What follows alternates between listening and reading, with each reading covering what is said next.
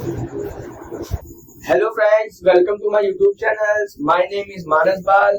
आज मैं आपका स्वागत है मेरे इस प्यारे से यूट्यूब चैनल में। आज मैं आपको बताऊंगा एक साइंस का basics chapter atom and molecules. चलिए आइए दोस्तों शुरू करते हैं। एटम मॉलिक्यूल्स क्या होता है जो मैं आपको बताऊंगा, जो कि आपके ये बहुत ही इंपॉर्टेंट चैप्टर है। चलिए आइए शुरू करते हैं, लेकिन शुरू करने से पहले लाइक सब्सक्राइब जरूर कर दीजिएगा और शेयर जरूर करिएगा, जिससे कि ये वीडियो आप तक बहुत लोगों तक पहुंचे। चलिए ये बताते हैं एटम और मॉलिक्यूल्स क्या होते हैं। दोस्तों देखिए, एटम मॉलिक्यूल्स आपने क्लास पढ़ा होगा। एटम एक smallest unit of matter is known as atom. Atom एक सबसे छोटी यूनिट होती है मैटर की। जैसे कि ये वुड है, ये लकड़ी है, इसका सब लकड़ी है, लकड़ी को तोड़ेंगे तो क्या बनेगा? बनेगा मटेरियल। मटेरियल का हो, अब मटेरियल को अलग अलग करेंगे तो क्या बनेगा? कंपाउंड। क्या बनेगा? कंपाउंड। कंपाउंड। अब इसको थोड़ी क्या बनेगा? मॉलिक्यूल्स। मॉलिक्यूल्स। मॉलिक्यूल्स। अब मॉलिक्यूल्स थोड़ी क्या बनेगा? एटम। सबसे छोटा पार्ट आपका होता है एटम। दोस्तों याद रखिएगा, सबसे छोटा मॉलिक्यूल्स, उससे सबसे छोटा एटम, उससे बड़ा मॉलिक्यूल, उससे बड़ा कंपाउंड, उससे बड़ा मटेरियल और सबसे बड़ा ये मैटर। तो आपको पूछे कि एटम क्या होता है, तो atom a smallest unit of matter is known as atom. Or atom क्या होता है पूछे आपसे, तो or smallest unit of matter is called atom. दोस्तों कंफ्यूज ना होइएगा, अगर कोई डाउट है तो कमेंट में जरूर बताइएगा। अब आप बताइए मॉलिक्यूल्स क्या होता है। मॉलिक्यूल्स क्या होता है? देखिए यहाँ के लिए एटम तो क्या? Molecules. The number of atoms can consist and can made up molecules. जब बहुत सारे मॉलिक्यूल्स मिलते हैं तो क्या बनाते हैं उसको? जब बहुत सारे एटम मिलते हैं तो एक मॉलिक्यूल्स बनता है। तो क्या कहते हैं? नंबर्स। दोस्तों are numbers of atom can make a molecules। जब बहुत सारे एटम मिलते हैं तो क्या बनाते हैं? मॉलिक्यूल्स। दोस्तों आप आई होप आप ये समझ रहे होंगे, नोट कर रहे होंगे, और आपने जो मेरी वीडियो शेयर कर दी होगी और सब्सक्राइब भी कर दिया होगा। देखिए एटम बता दिया, मॉलिक्यूल्स बता दिया। अब क्या जानते हैं कि एटम में क्या पाया जाता है? ये एटम में 3 और एलिमेंट पाए जाते हैं।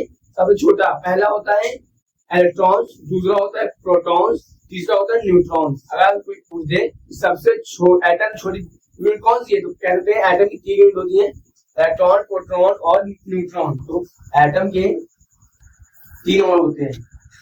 पहला होता है प्रोटॉन। प्रोटॉन क्या होता है? प्रोटॉन जो होता है वो पॉजिटिव चार्ज होता है। जो इलेक्ट्रॉन होता है वो नेगेटिव चार्ज होता है। एंड देन न्यूट्रॉन जो होता है वो होता है न्यूट्रल। न्यूट्रल मतलब ना वो प्लस होता है ना वो माइनस, वो दोनों चीज होती है। अब आपको बताएंगे कि क्या होता है डाल्टन लो। आपने पढ़ा होगा डाल्टन लो के बारे में, आपको बताएंगे। चलिए आइए डाल्टन लो के बारे में जानते हैं। दोस्तों डाल्टन लो इस चैप्टर बहुत महत्वपूर्ण लो है। डाल्टन लो क्या है? देखिए, एक जॉन डाल्टन एक साइंटिस्ट है जिन्होंने बताया था कि डाल्टन लो ने ये कहा था कि एटम एक सबसे छोटी यूनिट है हमारे मैटर की, और एटम कभी डिस्ट्रॉय नहीं होता, कभी क्रिएट नहीं होता, और atom can not be divisible. Atom की कभी कोई खंड नहीं किया जाता, क्योंकि वो सबसे छोटी यूनिट ही मैटर की है। तो ये 3 चीजें हैं। और आपको एक चीज और पता होनी चाहिए, लॉ ऑफ कंपाउंड। आप जानते हो द लॉ ऑफ कंपाउंड क्या होता है? देखिए the law of chemical combination. आज मैं बताऊंगा केमिकल कॉम्बिनेशन क्या होता है। देखिए केमिकल कॉम्बिनेशन वो होता है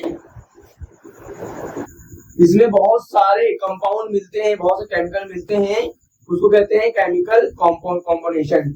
इसके 2 लॉ होते हैं। पहला होता है द लॉ ऑफ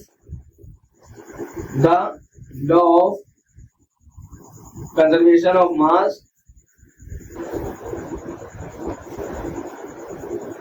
दूसरा होता है द लॉ ऑफ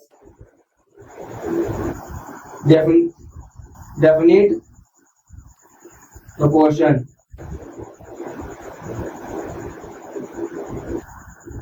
इसमें जो law of conservation of mass में क्या होता है, the law of conservation of mass में क्या होता है, the product of reactant is equal to the product of a the product of reactant is equal to the product of a solution.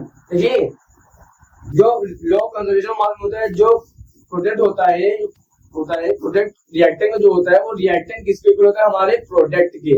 अब law of different proportion क्या कहता है, law of different proportion ये कहता है कि इसमें अगर कोई भी एलिमेंट हो उसके जो बाउंड होंगे, जो उसका डिफरेंट प्रोपोर्शन होगा, चाहे वो कोई कंपाउंड हो चाहे वो कोई सोर्स हो, कोई मैटर नहीं करता।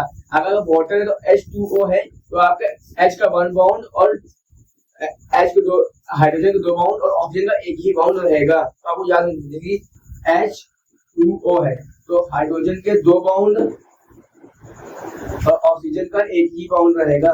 ये आप बदल नहीं सकते, यही बताता है लॉ ऑफ डेफिनिट प्रोपोर्शन। दोस्तों आपका आई होप आपको वीडियो समझ में आई होगी, तो दोस्तों लाइक सब्सक्राइब जरूर कर दीजिएगा और वीडियो शेयर जरूर कर दीजिएगा और हमारे साथ जुड़ने के लिए लाइक सब्सक्राइब जरूर करिएगा। Thank you, bye.